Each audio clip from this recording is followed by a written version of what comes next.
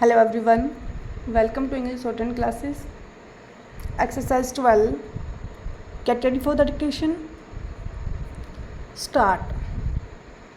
Now, for many years past, most of these problems have been considered in the world context, and I had a feeling, and I still have that feeling, that the continent of Asia is somewhat neglected, somewhat overlooked. Stop.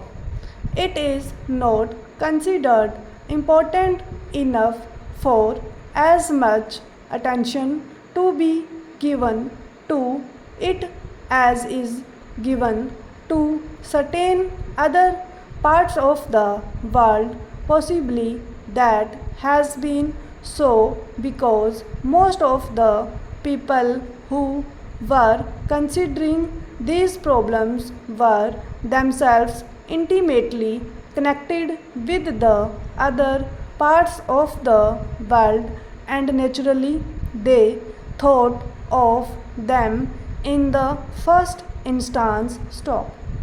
Naturally, also, if I have to consider these problems, I would attach more importance to Asia because it affects me more intimately. Stop. About that kind of reaction apart, it is quite obvious that you cannot consider the problem of Asia or the problem of Europe or the problem of America or the problem of Africa in isolation from the problem of other countries. Stop. It just cannot be done, and if some countries which are fortunate enough today think that they can lead their lives in isolation irrespective of what happens in the rest of the world, it is obvious that they are under a misapprehension. Stop. Today, if one part of the world goes down economically, it has a tendency to drag others with it, just as when unfortunately war breaks out, other people who did not want war are involved. Stop.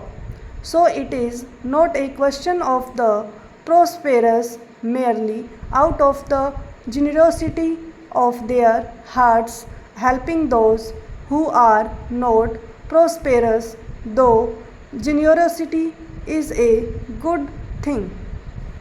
But it is a question of enlightened self interest, realizing that if some parts of the world do not progress, remain backward, they have an adverse effect on the whole economy of the world, and they tend to drag down those parts that are at present prosperous.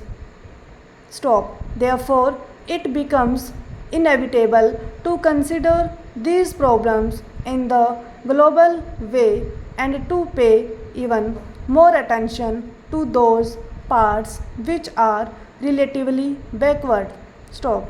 Asia has been for generations past in a some static and backward condition. Stop.